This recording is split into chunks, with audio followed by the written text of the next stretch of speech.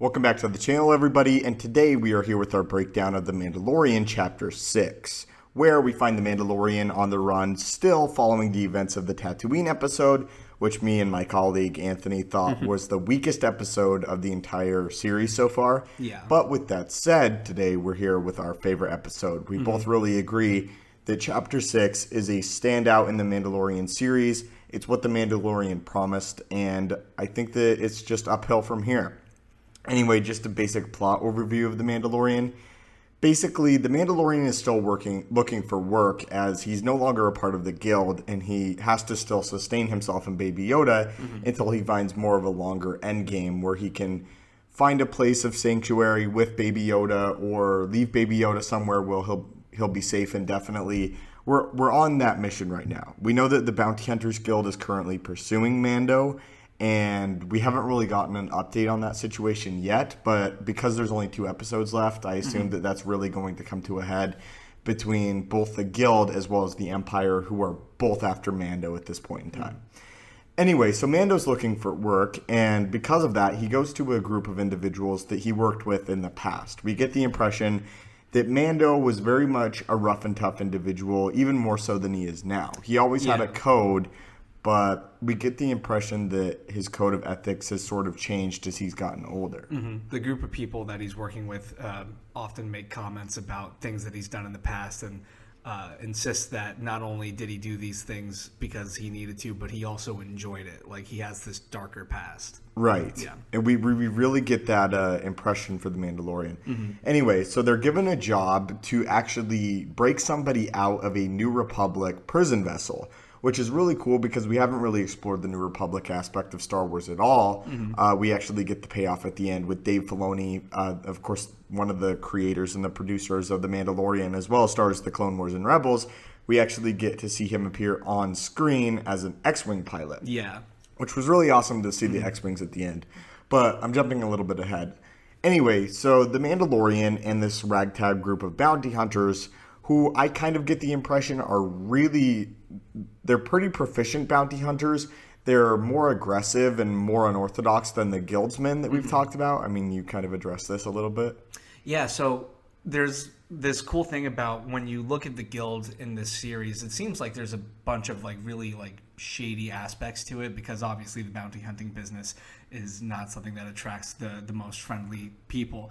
But when you get out of the guild, you kind of realize it's probably one of the more organized bounty hunting organizations there is in this universe. And when you go outside of it, you get to these less organized, more unorthodox and aggressive situations. So the people that Mando is working with are not super keen on doing everything in the smoothest, most stealthy way, and they kind of just go into this operation and make mistakes. The big muscle guy that is and he's a Devaronian, by the way. Devaronian? That's what they call that species in Star Wars. Somebody that appeared all the way back in A New Hope. That's that species. Yeah. So when they start the mission, the Devaronian shoots a mouse droid with his blaster just willy nilly, and it creates a lot of problems because now they have no element of surprise, and all these New Republic droids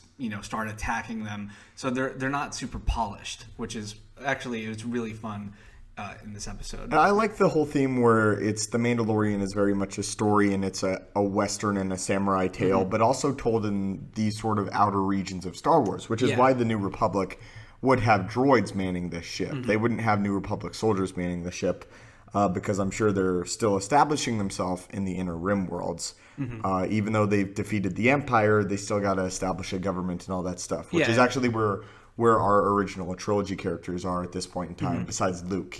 Luke is off adventuring and learning more about the Jedi, but individuals like Han Solo and Leia are very much a part of the New Republic right now, and of course they're never mentioned, but that's what they're doing.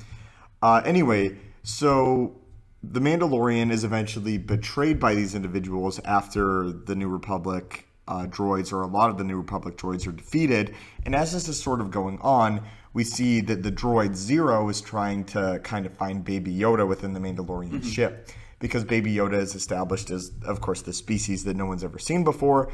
Bounty hunters who get around the galaxy are automatically intrigued by it because, again, it's a species that they've never found.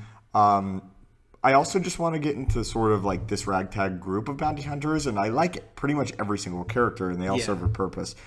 Bill Burr's character, who's kind of like the leader of the group, he's really interesting. He's described as one of the best gunslingers in the galaxy, which you can kind of see on display. He's got like this mechanical arm that he uses that also holds a blaster.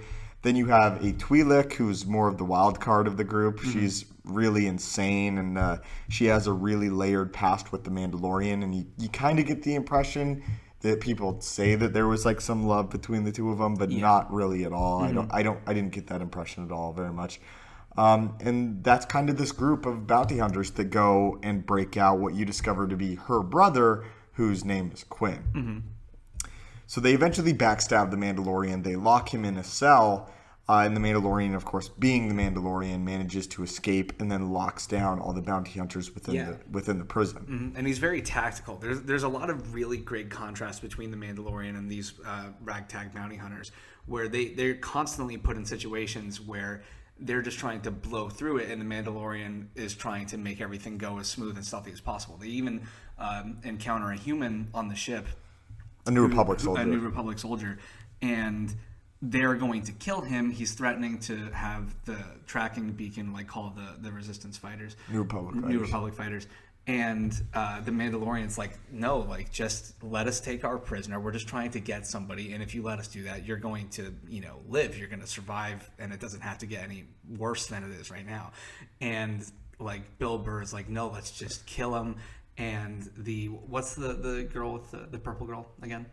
She's a Twi'lek. She just kills him and makes this comment about why are you guys fighting and making this more difficult than it has to be? But he had already called the New Republic fighters, and the Mandalorian is constantly just trying to deal with these bounty hunters and their not very professional methods. Yeah, the Mandalorian has a code of ethics, and we even see that on display a little bit later, where the Mandalorian outright refuses to kill anybody that's not a threat. Yeah. Unless somebody is an immediate threat to him, he will not kill them and he will not take them out.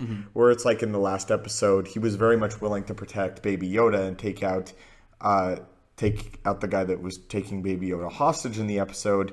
When here, he's very unwilling to kill anybody that's unarmed, no matter how bad of an individual they may be, or whether or not they double-crossed him in the past. But at the same time, he's not dumb.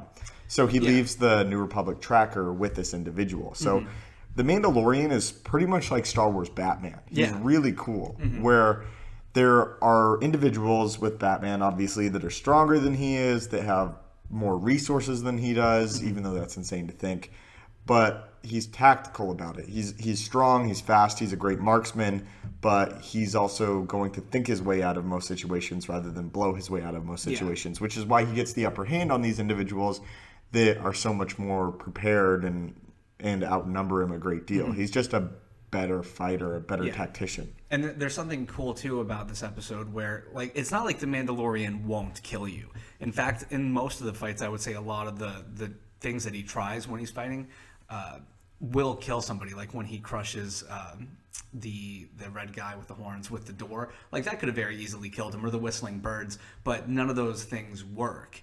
And it just gets to a time where he defeats them, but he doesn't have to kill them, so he lets them live. But he would definitely still kill these characters. But this episode, I think, definitely also has the best display of the Mandalorian's skills as a fighter, because he's put into a bunch of different situations where he has to either fight off a bunch of the New Republic droids or all of the different bounty hunters. And he even, at one point, is able to very stealthily sneak up on Bill Burr and defeat him without even having a fight, because he's just so good at that, Right. So overall, I think this episode's really great. Obviously, the episode comes to a conclusion when the Mandalorian hands over the New Republic tracking signal to Quinn, and the New Republic comes in the X-Wings and destroys this sort of group of bounty hunters after he's paid. Yeah, a super satisfying conclusion, too. Anyway, I thought this episode was great. This is my favorite episode of the series. This is what I wanted from the series, and I cannot wait to see the next two episodes. I get the impression that the last episode with Tatooine was sort of okay, let's save up some of our money for this big one. Yeah. And it's not to say that the last episode is like some terrible episode too. It's just very much a breather. Yeah, it's slower. And I remember watching it and being like, oh, I really hope this picks up, because I wasn't super satisfied with it. And then I think the contrast to going to what I perceive to be the worst episode and going to what I perceive as the best episode was really fun, because it's like you have to remember that it's not going to reveal all of its tricks, all of its episodes. And I think that this episode is certainly the best at establishing this darker tone and kind of showing you more of what I think makes Star Wars generally interesting in the first place, with this kind of like seedy underbelly parts of Star Wars. I think that's what makes Star Wars so cool, where like you don't really get stuff with that like in Star Trek. I think that Star Wars is like the first big franchise that really kind of established a cool, like darker underbelly tone for like a space opera, which I think is super fun. I agree. Anyway, guys, what are your thoughts on the episode Chapter 6 of The Mandalorian? We loved it, but we want to hear what you guys thought. Did we miss any little Easter eggs? I know there are a few fun alien Easter eggs in the episode, but are there any ones that specifically stood out to you guys? Anyway, my friends, thank you guys so much for watching. May the Force be with you, and have a great day.